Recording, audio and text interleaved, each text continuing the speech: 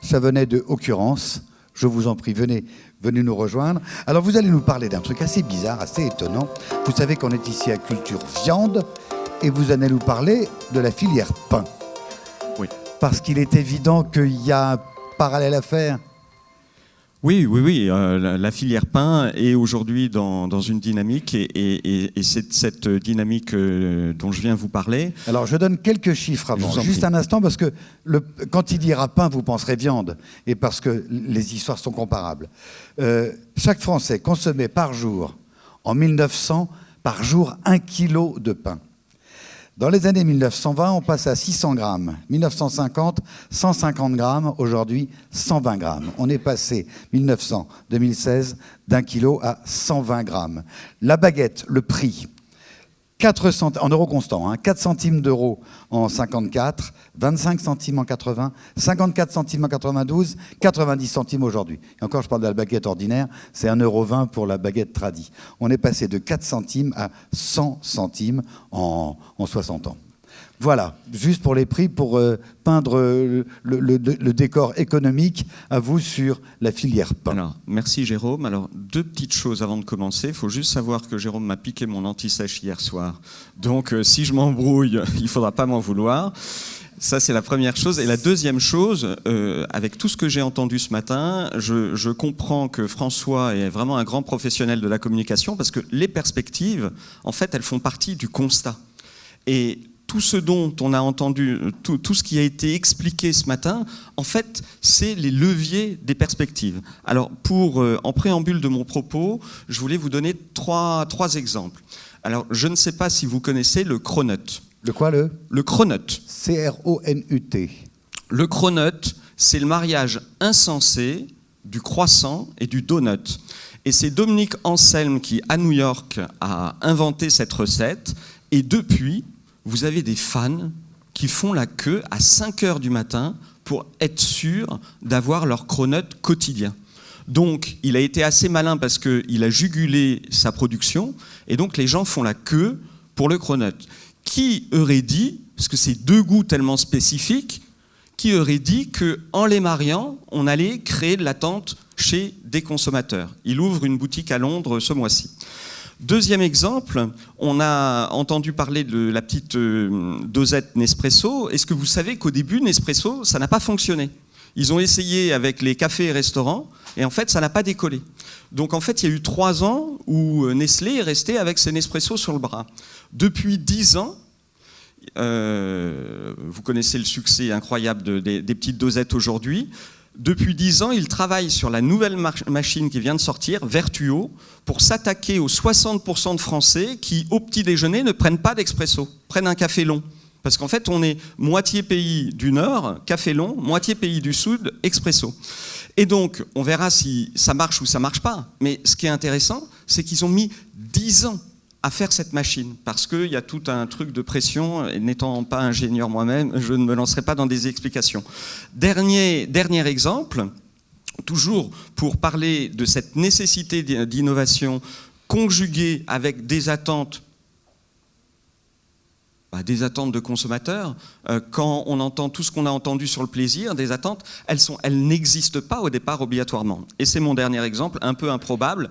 La semaine dernière, je vois dans une newsletter que le fabricant de tous les accessoires autour de Apple a fait une bougie qui sent le Mac. Alors, pas le Mac de Boulogne, mais le Macintosh. Et, eh bien, rupture de stock la première nuit sur ce produit complètement insensé. Voilà, donc je voulais vous pointer cette nécessité d'innovation. Et donc, j'en reviens au pain. Alors, le pain, années 50, post-guerre, les consommateurs demandent du pain blanc.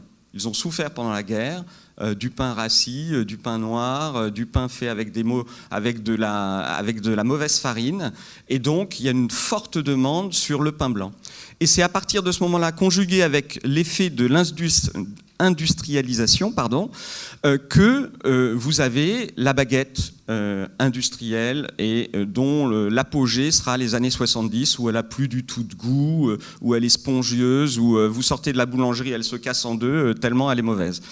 Et la filière pain a réagi, et elle a réagi notamment en réintroduisant de la diversité dans les boulangeries, de la diversité donc, et de la diversité et de la qualité avec la baguette tradie, et donc aujourd'hui pavot, céréales, bio, paysanne, enfin voilà, tout ce qu'on peut imaginer du marketing. Alors nous, à Occurrence, l'année dernière, l'Observatoire du pain nous a demandé de faire une expérience. En fait, il s'agissait de reprendre pour des jeunes le moment du petit déjeuner. Petit déjeuner outragé, petit déjeuner martyrisé. Il n'y a plus de petit déjeuner pour les jeunes. En fait, hop, ils se lèvent en retard, ils partent, etc. Donc nous, on a recruté 30 jeunes, indifféremment ceux qui mangeaient du pain, et ceux qui n'en mangeaient pas, et on les a animés en communauté 2.0 pour qu'ils nous racontent l'expérience de leur acte d'achat qu'on leur finançait, de leur acte d'achat du pain frais tous les matins pour le petit déjeuner. Donc il faut se lever plus tôt, il faut aller à la boulangerie. Et là, dans les commentaires qu'on avait sur cette plateforme où on partageait l'expérience du pain tous les jours, c'est incroyable ce qu'on a découvert, parce qu'on a découvert que les jeunes parlaient de qualité gustative, parlaient de qualité nutritionnelle du pain, là où ils n'avaient même pas l'habitude d'en avoir de façon de pain frais, d'en avoir de façon régulière dans leur alimentation.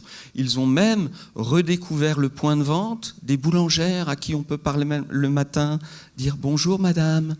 Eh bien, tout ça, ça a concouru à une convivialité, à relancer chez ces jeunes-là l'appréciation qu'ils avaient du pain. Alors, 6 mois après, on est allé vers les mêmes 30 jeunes. L'expérience durait 15 jours. Bon, autant vous dire que chasser le naturel, il revient au galop.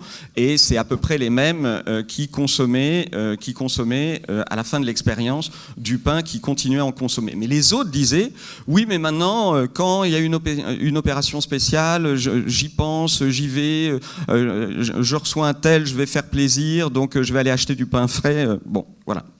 Quelque chose qui change. Alors l'interprofession du pain, pour conclure, a fait une grande enquête au début de cette année, et en fait, dans leur consommation du pain, ils ont demandé, donc un très très large panel, puisque c'était 7000 personnes qui étaient interrogées, qu'est-ce qui ferait qu'ils allaient augmenter leur consommation de pain.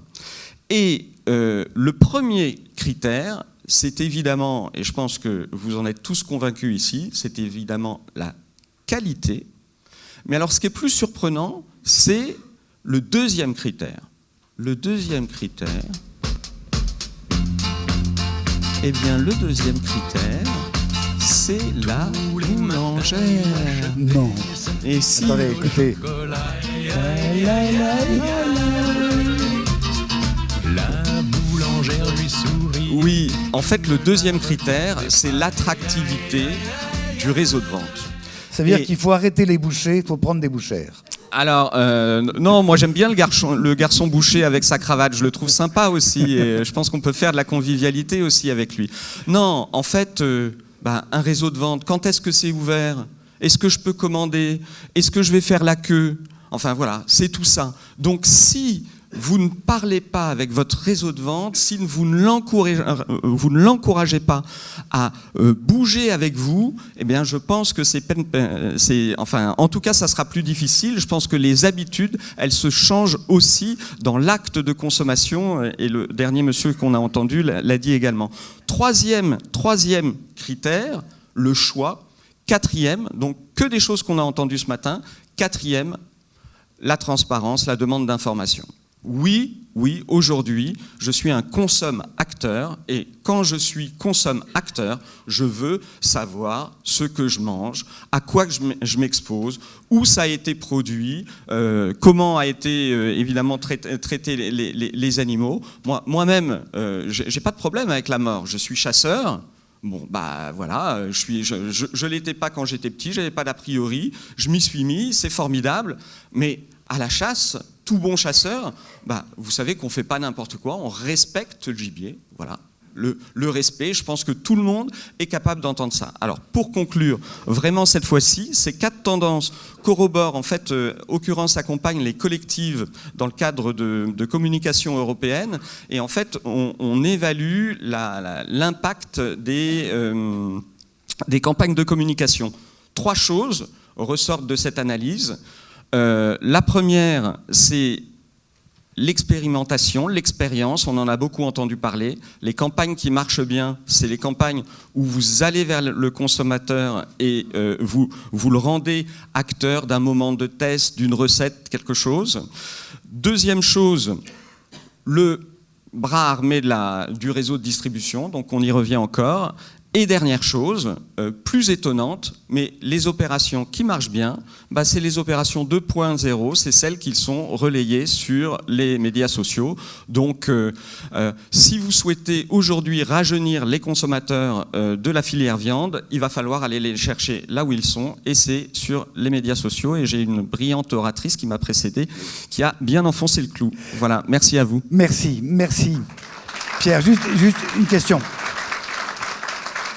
Les critères pour le pain, et vous êtes carnivore aussi, qualité, le point de vente, le choix, la transparence, vous pensez que le parallèle continue pour ces critères-là pour la filière viande ? Oui, tout à fait. Et en fait, j'ai bien épluché l'étude qui est sortie, et en fait, le critère prix était en 7e position, et j'étais assez étonné en fait que le prix soit si bas. Et je me suis dit, tout à l'heure, Jérôme, vous l'avez dit. Vous parlez du 7e critère pour la viande ou pour le pain ?